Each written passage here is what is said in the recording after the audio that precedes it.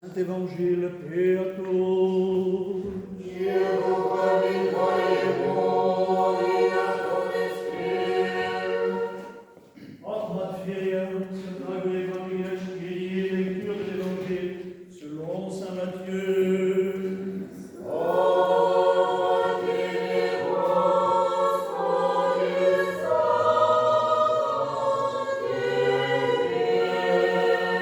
Soyons attentifs. Le Seigneur dit cette parabole. Il y avait un père de famille qui planta une vigne, il l'entoura d'une haie, y creusa un pressoir et y bâtit une tour. Puis, l'ayant loué à des vignerons, il partit pour l'étranger. Quand il arriva le moment des fruits, il envoya ses serviteurs aux vignerons pour recevoir le produit de la vigne. Les vignerons, s'étant saisis des serviteurs, battirent l'un, tuèrent l'autre et lapidèrent le troisième. Il envoya de nouveau d'autres serviteurs en plus grand nombre que les premiers, mais ils les traitèrent de même. Finalement, il leur envoya son propre fils en se disant « Ils auront du respect pour mon fils ». Mais quand les vignerons virent le fils, ils se dirent entre eux « Voici l'héritier, venez, tuons-le, et nous aurons son héritage. » Et le saisissant, ils le jetèrent hors de la vigne et le tuèrent. Lors donc que le maître de la vigne reviendra, que fera-t-il à ces vignerons? On lui répondit, il frappera sans pitié ces misérables et louera sa vigne à d'autres vignerons qui lui en donneront le produit en son temps. Jésus leur dit, n'avez-vous jamais lu dans les Écritures, la pierre qu'ont rejetée les bâtisseurs est devenue la pierre angulaire? C'est là l'œuvre du Seigneur, une merveille à nos yeux.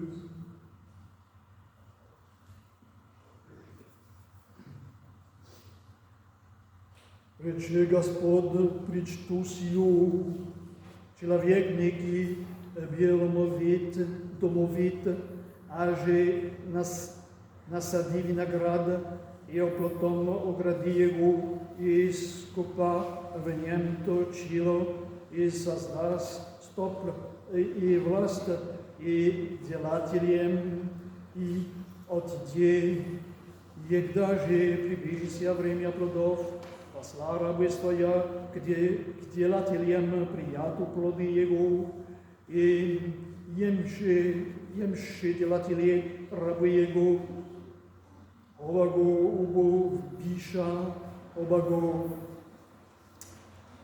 že ubíša, obago, že kamenem побиша, паки послание рабы множайшия первых, и сотворища им также последи, же посла к ним сына своего, глаголя, устрамятся сына моего, делатели же видящий сына, реша в себе сие есть наследник, придите, убьем его и удержим достояние его, и ем же его изведоша вонь их из винограда и убиша, и когда его придет Господня винограда, что сотворит делателем тем, глаголяша ему. Зле погубит их, и винограда предаст иным делателям, и же воздадят ему плоды во времена своя. Глаголя им Иисус. Не стали чаи, не стали шли ближе в Писание, камень его же не в рабу вотвореша, зиж души съест бысть во главу угла, от Господна бысть ей, и есть дивна в очию вашею.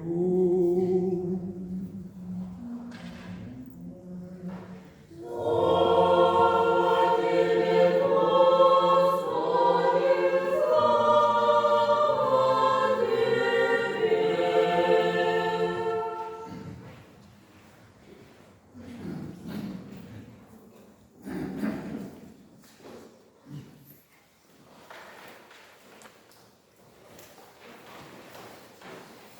Ignazza Issina, au nom du Père, du Fils et du Saint-Esprit. Amen.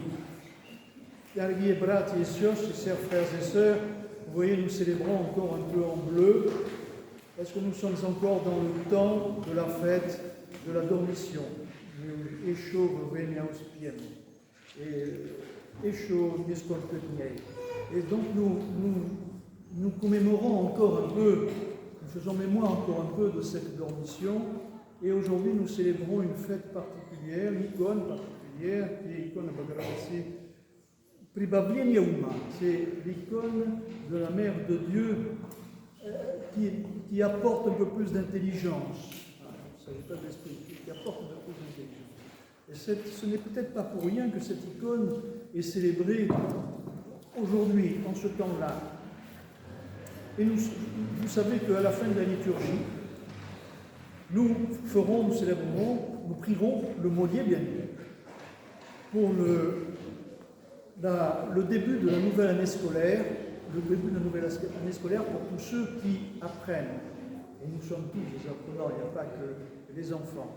Et c'est pour ça que cette icône-là est vénérée en particulier en ce moment. Eh bien, c'est un moment de changement, c'est un moment de renouvellement de cycle. La fête Ouspieni, la fête de la Dormition, clôt le cycle annuel. Et le cycle annuel commence avec la nativité de la Vierge, que nous célébrerons bientôt, début septembre. Vous voyez, il y a une correspondance. La nativité de la Vierge, nous allons la célébrer le 21 septembre pour l'équinoxe d'automne. Et c'est à l'équinoxe d'automne que commence le cycle de l'année.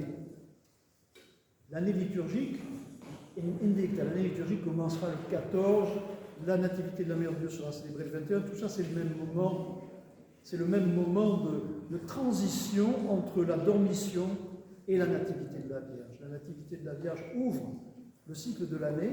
Alors j'allais faire ce geste, je devrais faire ce geste-là, puisque l'année commence avec la descente de la lumière. L'année commence avec la descente dans le sol. L'année commence de la même façon que le jour commence avec le soir. Vous savez que le changement de jour, ce n'est pas à minuit. Ça, c'est une invention moderniste. Le changement de jour, c'est à vert.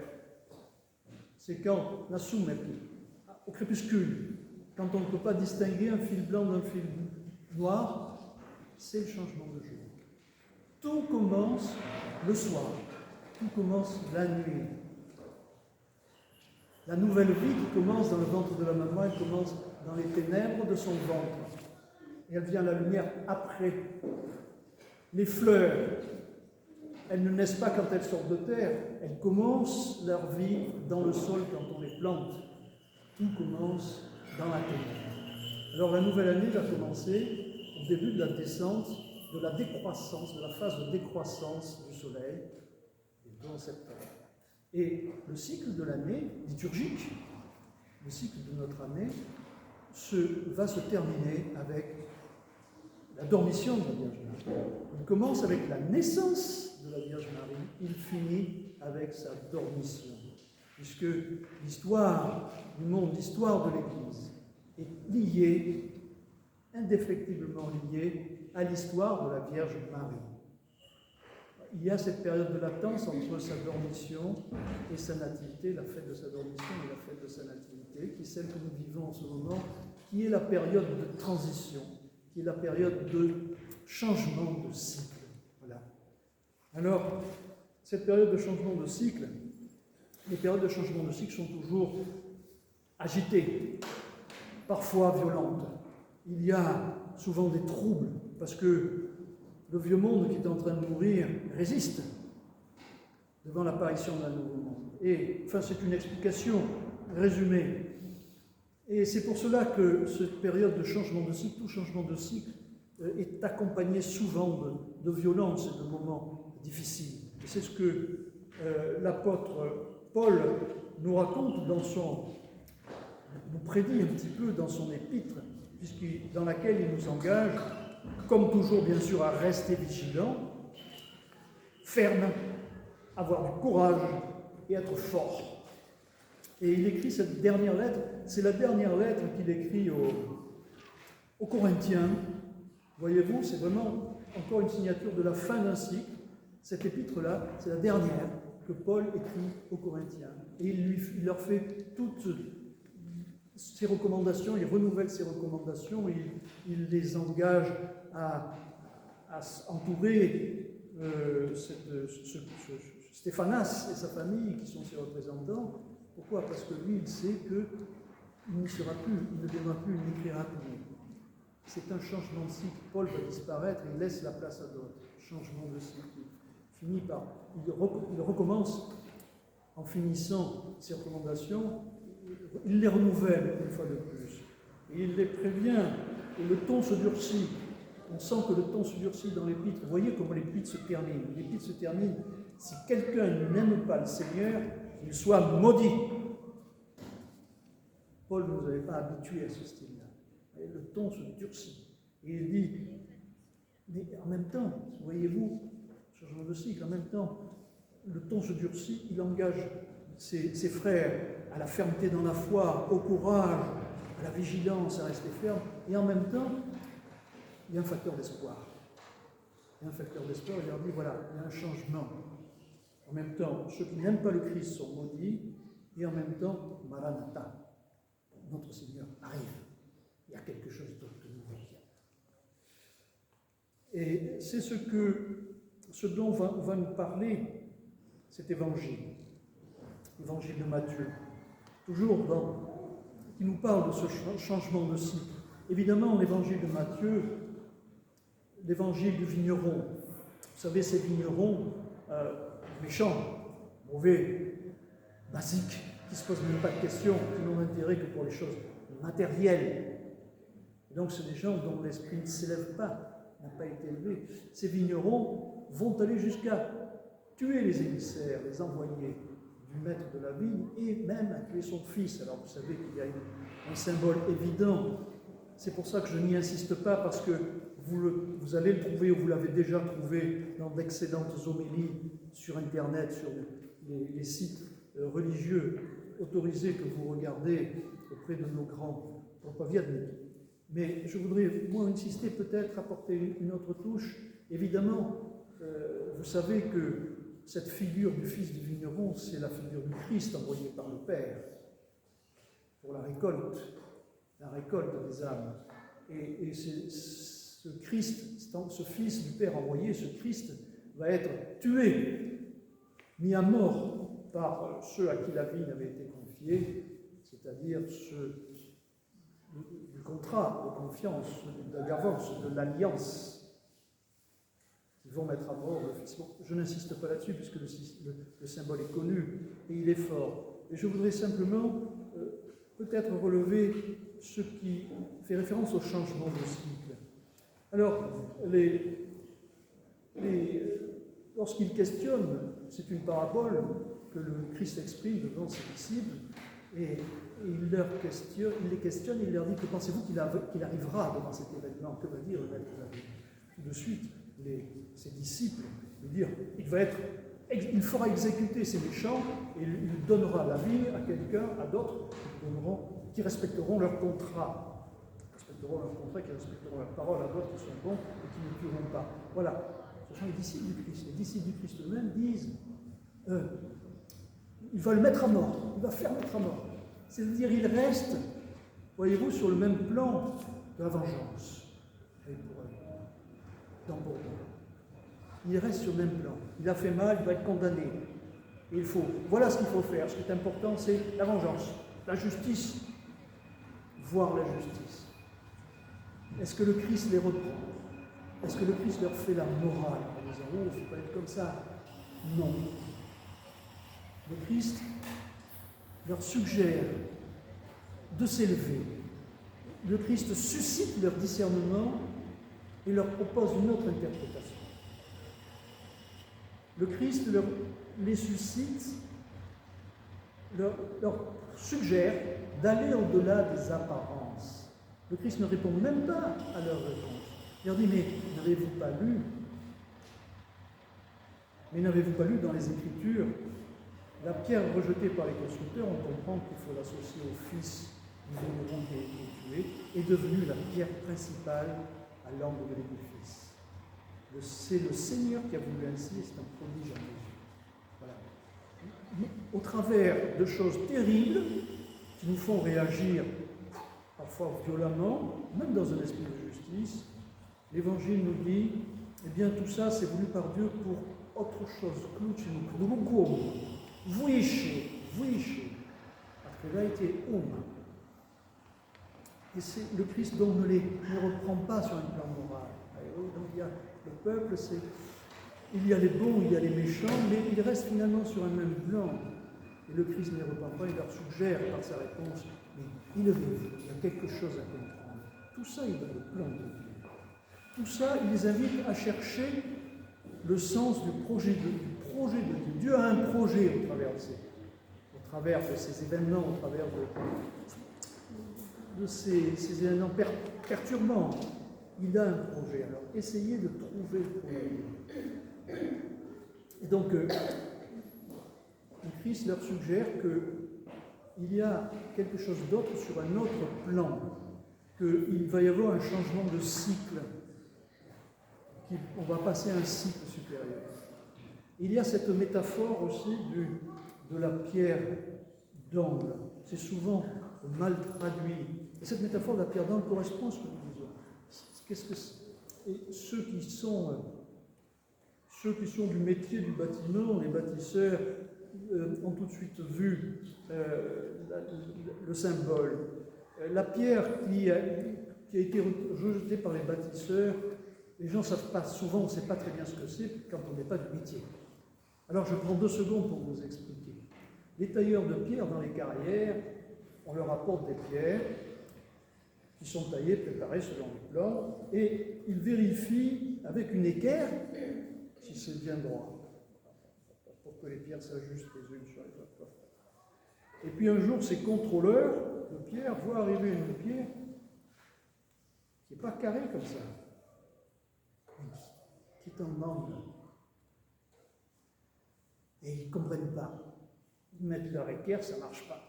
Pas bonne, dégagez. Souvenez-vous que le carré, dans la symbolique chrétienne, le carré, c'est le symbole de la terre. Tout ce qui est angulaire, circulaire, c'est le symbole du ciel. Et ces ouvriers n'ont pas compris. Ils n'ont pas compris, ils ont rejeté une pierre qui se réfère au ciel. Et cette pierre angulaire, ce qu'on appelle la pierre angulaire, c'est la pierre qui tient, vous savez, quand on monte une arche comme ça, les pierres s'appuient les unes sur les autres, et ce qui fait que ça ne tombe pas, c'est la dernière qu'on met là, qui n'est pas carrée, qui est angulaire, comme une clé. C'est pour ça qu'on appelle ça une clé de voûte. Une fois qu'elle est mise en place, tout tient. Mais si on enlève cette clé, tout s'écoule. C'est pour ça que c'est un symbole du Christ. Dans toutes les cathédrales, dans toutes les églises, vous verrez, il y a souvent une gravure sous cette pierre-là qui représente le Christ. C'est un symbole du Christ qui tient, qui est la tête et qui tient tout l'édifice. Voilà ce que signifie ce symbole dans la pratique de la pierre qu'ont rejetée les bâtisseurs et comment on l'explique. Eh bien, il en va un petit peu de même, c'est-à-dire que tous les gens qui sont au niveau de la terre, tous ceux qui sont attachés au bien matériel, qui sont sur la terre, dont le symbole est carré, ne s'imaginent pas les choses célestes. Et ce que, au travers de ce symbole de la pierre rejetée par les bâtisseurs, répète la métaphore de la vigne, c'est-à-dire que celui qui a été tué par les vignerons, le fils, l'envoyé du maître de la vigne, en fait, c'est la pierre angulaire qu'ont rejetée les bâtisseurs, c'est celle dont va dépendre tout l'édifice à construire. C'est sur lui que repose la stabilité de tout l'édifice à venir. Le projet de Dieu, c'est sa grande Église, qui reposera entièrement sur son Fils, sur cette clé-là. Il y a un changement de plan. Donc il y a ce dont nous parle ici, cette métaphore de la vigne, cette métaphore de la pierre rejetée par les bâtisseurs, c'est l'explication d'un nouveau cycle. Il doit y avoir un nouveau cycle, une élévation des choses terrestres vers les choses célestes. Et chaque année, ainsi, nous franchissons et nous grandissons par cycle. Et c'est pour ça, aujourd'hui, que nous célébrons le changement de cycle annuel d'études, notamment. C'est aussi bientôt le changement du cycle liturgique, mais nous allons célébrer également, en même temps, le changement d'études. À chaque année, nous gravissons les échelons. À chaque année, quand nous apprenons à l'école, nous montons d'un cran, nous nous élevons toujours un petit peu.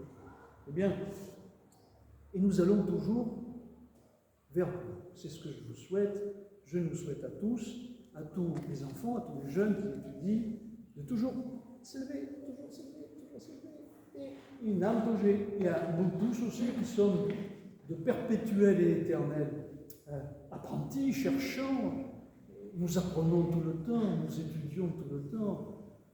Via Givin, via Conchis. Eh bien, je vous souhaite et souhaitons-nous d'aller toujours plus haut. Sigdal Frisch. Sigdal Frisch.